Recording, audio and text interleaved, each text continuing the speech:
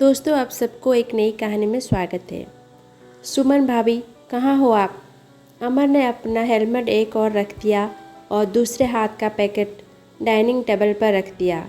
बारिश की बूंदों को सर से हटाते हुए वह फिर बोला, अब कुछ नहीं बनाना भाभी। अली की सब खुली थी, अभी बिरयानी मिल गई। और फिर किचन में प्लेट लेने चला गया। सुमन रूम से बाहर आ गई। वह नौकरी के लिए इंटरव्यू देकर कानपुर से अभी अभी लौटी थी। रात के 8 बज रहे थे। पति सूरज अपने काम के सिलसिले में एक सप्ताह से बाहर था, इसीलिए वह अमर की मदद से आराम से इंटरव्यू देकर लौट आई, वरना सूरज उससे जाने ही नहीं देता। गुस्सा करता अमर ने ही विज्ञापन देखा, फॉर्म भरवाया और टिकट कराया और ट्रेन में बिठाकर भी आया। सुबह शाम हाल भी पूछता रहा। तभी तो नौकरी पक्की हो गई, तो उसे बताकर सुमन को कितनी खुशी हुई थी। सूरज से तो सैर भी नहीं कर सकती। अरे तुम बारिश में नहा के परेशान हुए अमर, मैं इतने भी नहीं थकी हूँ। अभी बना लेती फट से कुछ। मालूम है 3-4 दिनों से तुम सूप ब्रेड टोस्ट से ही काम चला रहे होंगे। बाहर का खाना भी तुम्हें सूट नहीं करता। मन उसके गीले कपड़े को देखते हुए बोली, कपड़े बदल आओ अमर, तब तक मैं अदरक वाली चाय बना लेती हूँ। पीनी है या नहीं? वह उसे छेड़ते हुए बोली। उसे मालूम था उसके हाथ की अदरक वाली चाय अमर को पसंद है। हाँ भाभी, चाय मुझे से सही नहीं बनती, इसलिए बना ही नहीं, कहकर सिर खुजलाते हुए चेंज करने चला गया। आह, मज़ा आ गया भाभी, लग रहा है बरसों के बाद चाय पी रहा हूँ। अमर कपड़े बदल कर आ गया था। मुझे लग रहा है देवरानी का इंतज़ाम जल्दी करना पड़ेगा। सुमन मुस्कुराई। इतने सारे फ़ोटो देकर गई थी, कोई पसंद की? छोड़िए भाभी वह सब। अपॉइंटमेंट लेटर कब मिल रहा है यह बताइए। बस अगले हफ्ते। पर पहले यह सोचे कि तुम्हारे भैया को कैसे मनाएंगे। नौकरी तक पहुंचने में तुमने ही सब कुछ किया है, इसमें भी तुम्हारी ही मदद चाहिए। तुम्हें ही कुछ करना होगा, वरना सारी मेहनत बेकार। सुमन हंसते हुए बोले, अरे मैं उन्हें समझा लूँगा भाभी, आप चिंता क्यों करती हैं? फिर इसमें बुराई भी क्या है? हाँ, पता नहीं क्या सोच, क्या ईगो लेकर बैठे हैं तुम्हारे भैया। कभी तो मेरी भी पढ़ाई काम आए। उन्हें दूसरी नौकरी जब तक मिलेगी या इनका काम जब तक बनेगा, मैं थोड़ा तो सहयोग कर सकती हूँ। शुरू में कंपनी 30,000 सैलरी दे रही है, घर आराम से चल जाएगा। अभी हम 3 ही तो है, शिफ्ट हो जाएंगे वहीं। सो तो है, पर वर कुछ नहीं देवर जी, समझा उन्हें। वहाँ पापा का छोटा ही सही पर एक फ्लैट भी है, जिसे वो मेरे नाम कर गए हैं। बेकार ही पड़ा है, इस्तेमाल हो जाएगा। वहीं कोई बिजनेस कर लेंगे अपने पैसों से। घर की चिंता छोड़ दे, तुम भी उनके साथ लग जाओ। दोनों ही ऑटोमोबाइल इंजीनियर हो, साथ में जमकर काम करो। अपना काम सबसे बढ़िया। नौकरी तो ये दिल से करना भी नहीं चाहते हैं, बेकार ही पीछे पड़े हैं। तुम्हारे कहने पर शायद मान जाए। हाँ, सही कह रही हो आप। पहले क्यों नहीं आया ख्याल इस बात का? कहाँ था एक बार, मगर वही ईगो की बात है। ठीक है, मैं बात करता हूँ भैया से। आते ही मत कहना, घर 12 बजे पहुँचेंगे, सुबह का इंतज़ार कर लेना। अमर का उतावलापन देखकर सुमन ने कहा, हाँ हाँ भाभी, पर पहले आप ट्रीट तो दीजिए। इंटरव्यू सफल होने की खुशी में एक मूवी तो बनती है। डन कहते हुए सुमन मुस्कुरा दी। जब से सुमन ब्याह कर घर आई थी, अमर उसका देवर कम दोस्त अधिक बन गया था। घर में कोई और तो नहीं था। सूरज की माँ पहले ही चल बसी थी। सुमन केवल 1 साल अमर से बड़ी थी और सूरज सुमन से 8 साल बड़ा। उम्र का फासला तो था ही, पर अपने पिता के निधन के बाद उनकी सारी जिम्मेदारियों को निभाते हुए सूरज और भी धीर गंभीर व्यक्तित्व का बन गया था। मरने से पहले माँ ने अपने पति के मित्र की लड़की सुमन से शादी करने को राजी कर लिया था। इस तरह सुमन सूरज की दुल्हन बन घर आ गई थी। सूरज के धीर गंभीर व्यक्तित्व में सुमन सहज न रह पाती, जबकि उसके उल्टा अमर का हंसमुख स्वभाव उससे मैच करता। दोनों की पसंद भी मिलती जुलती थी। अक्सर सूरज के पास समय ही नहीं रहता था, न ही कोई काम के अलावा उसका कहीं मन लगता था।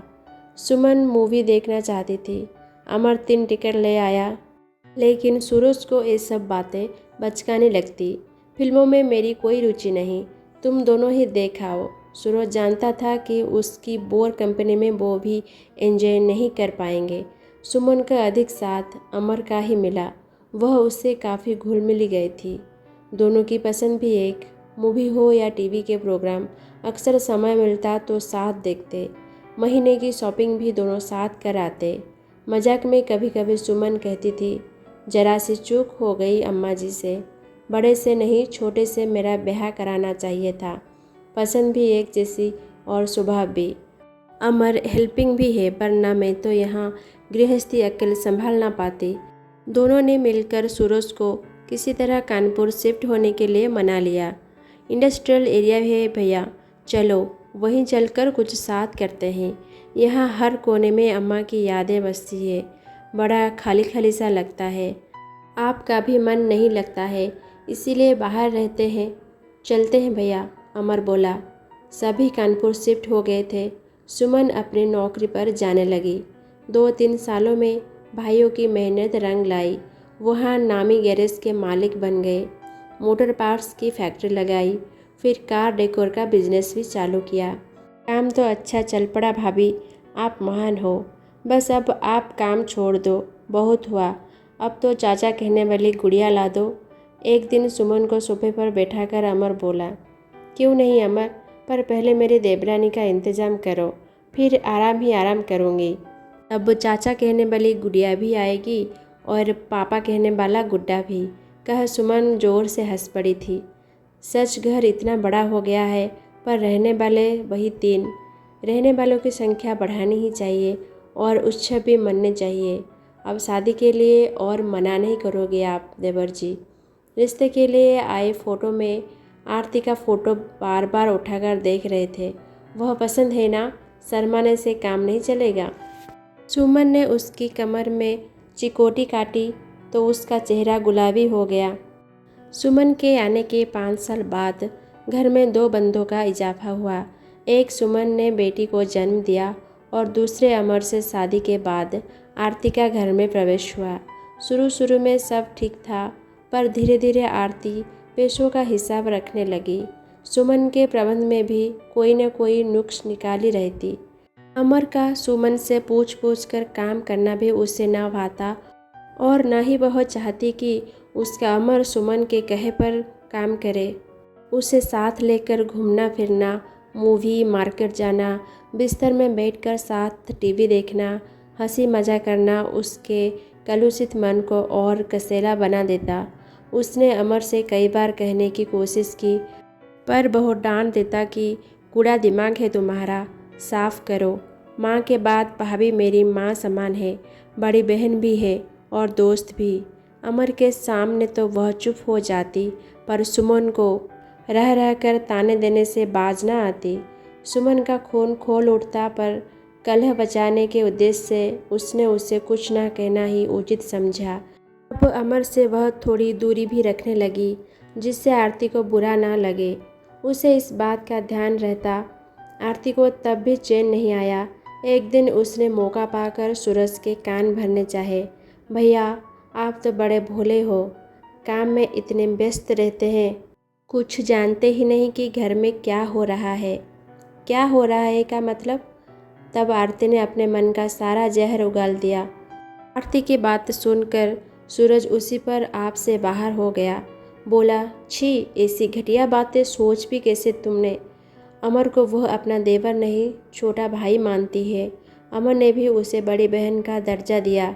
मैं अधिक व्यस्त रहता हूँ तो वह उसके साथ मिलकर घर का हर ज़रूरत का ख्याल रखता है, तो इसका यह मतलब है। इसी बीच सुमन वहाँ आ गई।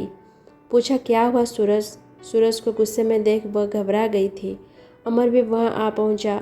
वह समझ रहा था जो कड़वाहट आरती ने उसके मन में घोलनी चाहिए थी, वही जहर भैया के सामने उगल दिया है। ऐसे शादी नहीं चल सकती। तुम्हें भाभी से माफ़ी मांगनी होगी, फिर तुम चाहे जहाँ जाओ, कहा अमर ने वहाँ से खिसक रही आरती को पकड़ लिया। बीच बचाव करती सुमन पास आ गई। यह क्या तरीका है अमर पत्नी से बात करने का? छोड़ो इसे। अमर ने पकड़ ढीली की तो आरती एक और हट गई। इसमें गलत क्या है? किसी भी नव विवाहिता को बुरा लगेगा कि उसका पति उससे अधिक दूसरे को महत्व दे रहा है। यह अकेले तुम्हारे साथ कुछ समय बिताना चाहती है तो इसमें हर्ज क्या है? हर जगह मुझे साथ ले चलो या हर बात में मैं घुसी रहूं, यह ठीक भी नहीं। मैंने सूरज से पहले ही कहा था। देखो अमर, अब तुम शादीशुदा हो, तुम दोनों की अपनी लाइफ, अपनी प्राइवेसी होनी चाहिए, सुमन बोली। हाँ, सुमन ने मुझे से पहले ही कहा था। मैं इसे ही गलत समझ रहा था। इसने जिद करके तुम्हें शादी की सालगिरह पर एक फ्लैट गिफ्ट करने के लिए खरीदवाया। यह तुम दोनों को सुखी देखना चाहती है। इसने 2 बिजनेस भी अमर के नाम से अलग करवा दिए। कह सूरज अलमारी से सारे पेपर्स निकाल लाया था।